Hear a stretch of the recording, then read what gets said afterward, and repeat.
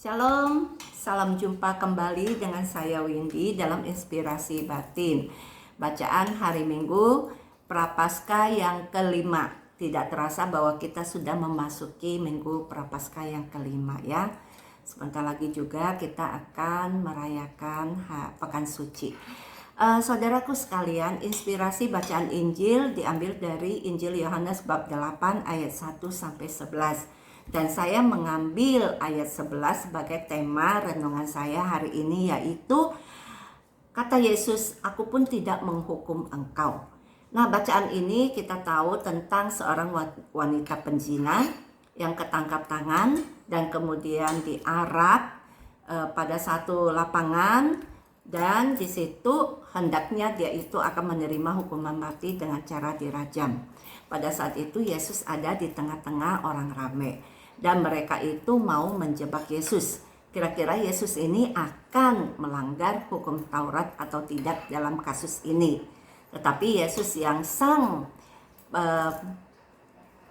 kebijaksanaan, yang penuh hikmat bijaksana itu tidak terjerumus dalam permainan mereka.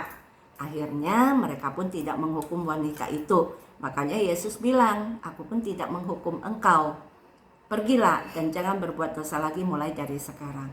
Saudaraku sekalian, kita bisa menjadi dua pelaku dalam bacaan ini.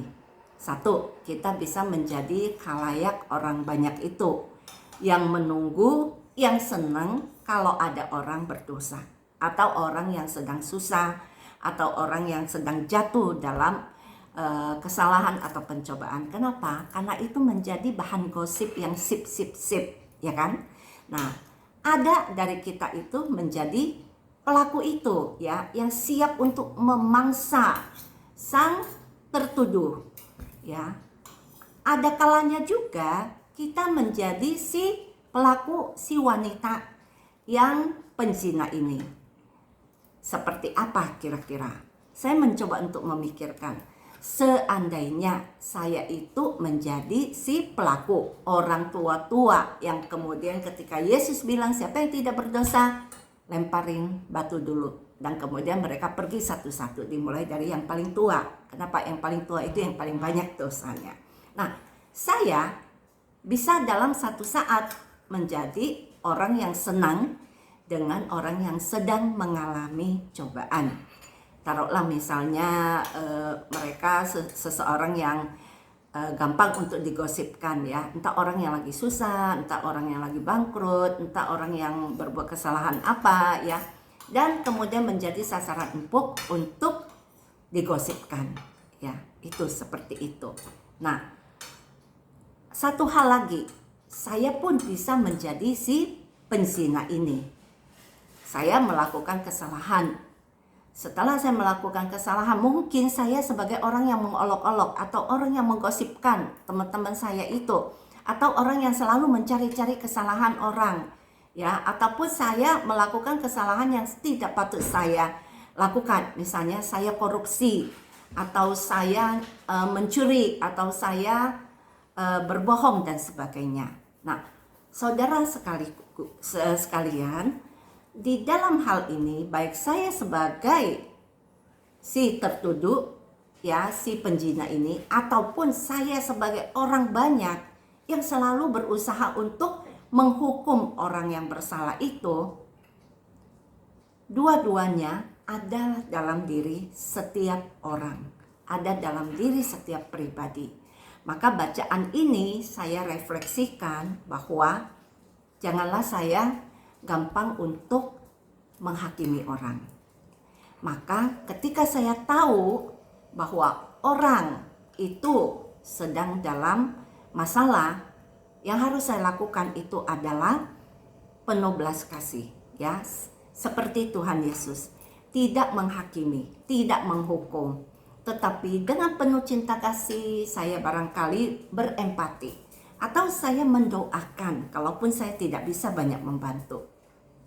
Bagaimana kalau saya di sisi tertuduh ini, penzina ini, saya adalah pendosa, maka saya pun harus membutuhkan rahmat dari Tuhan untuk saya mau mengaku dosa, untuk saya mau melihat dosa saya dan bertobat dan tidak berbuat dosa lagi, sama seperti perempuan yang diampuni dosanya oleh Tuhan, dan Tuhan bilang, pergilah jangan berbuat dosa lagi.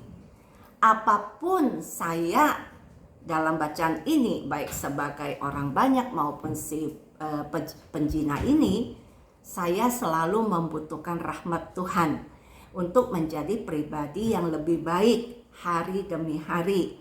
Saya tidak boleh menjadi orang yang sombong, orang yang bermegah, orang yang melihat orang lain itu hanya dari kesalahannya saja. Dan kalaupun saya banyak berbuat salah, saya siap untuk selalu meminta maaf kepada orang yang saya sakiti.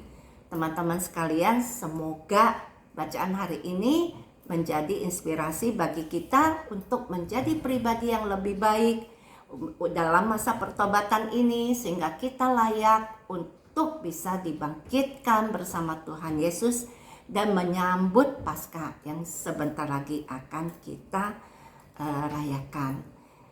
Terima kasih teman-teman sekalian. Semoga Tuhan Yesus memberkati kita semua. Salam lepas.